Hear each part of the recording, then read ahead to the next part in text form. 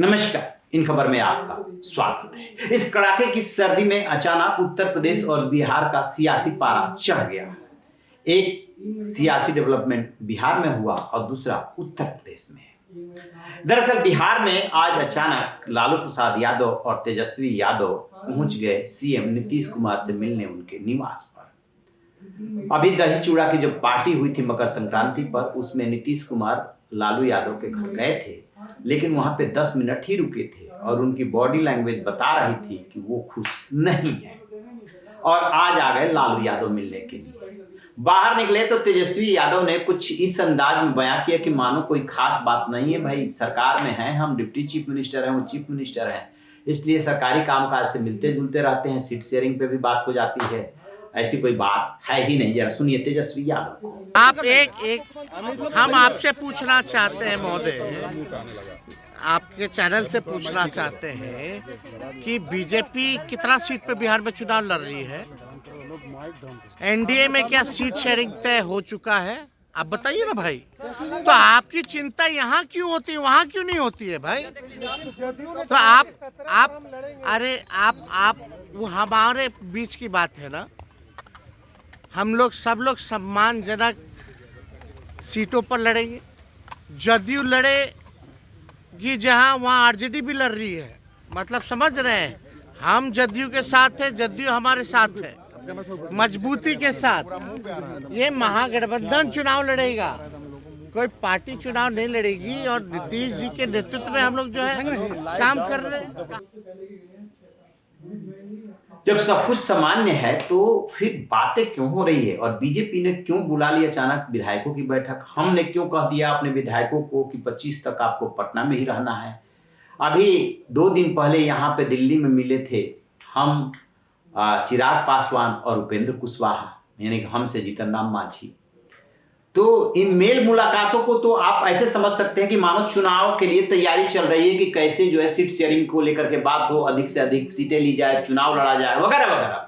लेकिन आज की का जो सियासी डेवलपमेंट हुआ है वो इसलिए बड़ा माना जा रहा है कि क्योंकि सीट शेयरिंग को लेकर के मामला फंसा हुआ है। बिहार में जो है लोकसभा की 40 सीटें हैं। नीतीश कुमार की पार्टी जेडीयू पिछली बार 17 सीटों पे लड़ी थी बीजेपी के साथ, तब गठबंधन में एनडीए में हुआ करती थी, और 16 सीटें जीत करके वो आई थी। जो खबरें आ रही हैं उन खबरों के मुताबिक नीतीश कुमार उन सभी 17 सीटों पे लड़ना चाहते हैं, जेडीयू के लिए 17 सीटें चाहते हैं। अब ऐसे में जो लालू यादव की पार्टी है आरजेडी के पास, वो उनके पास क्या विकल्प है कि वो भी इतनी ही सीटें मांगे। दूसरी बात नीतीश कुमार ये कह रहे हैं कि हमारा गठबंधन आरजेडी के साथ हुआ है, लिहाजा आरजेडी जाने कि वो कांग्रेस और लेफ्ट को कैसे एडजस्ट करेगी। तो यानी 17 सीटें हमारी दे दो और 23 सीटें आप ले जाओ और आपस में बांट लो। अब सोचिए कि 5 सीटों पे कम से कम लेफ्ट दावेदारी ठोक रहा है, 10 सीटों पे कांग्रेस ठोक रही है, तो आरजेडी कैसे निपटे? यहां पर मामला फंसा हुआ है और नीतीश कुमार झुकने को तैयार नहीं है। एक तो बात ये कही जा रही है कि सीट शेयरिंग का मामला फंसा हुआ है, इसलिए ये मुलाकात हुई है। दूसरी बात ये कही जा रही है कि नीतीश कुमार के इधर से उधर होने में देर नहीं लगती है। तो क्या मतलब समझा जाए? मतलब ये समझा जाए कि बीजेपी का भी अब रुख थोड़ा उनके प्रति नरम हुआ है।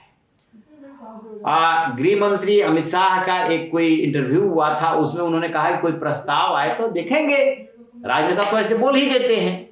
जो बीजेपी कल तक ये कह रही थी कि नीतीश कुमार के लिए सारे दरवाजे खिड़की सब बंद हो चुके हैं, उसका बड़ा नेता कह रहा है कोई प्रस्ताव आएगा तो देखेंगे। तो ये इस बात को आप सामान्य रूप से भी ले सकते हैं कि उन्होंने तो एक सामान्य सी बात कही है, और इस बात को गंभीरता से भी ले सकते हैं। वैसे भी नीतीश कुमार ने हरिवंश जो राज्यसभा के उपसभापति हैं उनको छोड़ रखा है, उनसे रिजिग्नेशन नहीं कराया, और इसको लेकर के सवाल उठते रहते हैं। उनके बीजेपी नेताओं से अच्छे संपर्क हैं। तो ये इस तरीके की बातें चल रही है।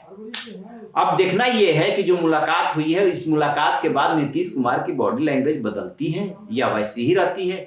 चाहे सीट शेयरिंग का मामला हो, चाहे नीतीश के रुख बदलने का मामला हो, दोनों मामले जो है बहुत गंभीर है, क्योंकि सीट शेयरिंग अभी तक नहीं हो पाया है। कहा तो जो 19 दिसंबर की बैठक हुई थी दिल्ली में, उसमें यह हुआ था कि 2 से 3 हफ्ते में इस सारे मामले को निपटा लिया जाएगा और आज तक वो मामला नहीं निपटा है, तो पेंच तो फंसा हुआ है ही।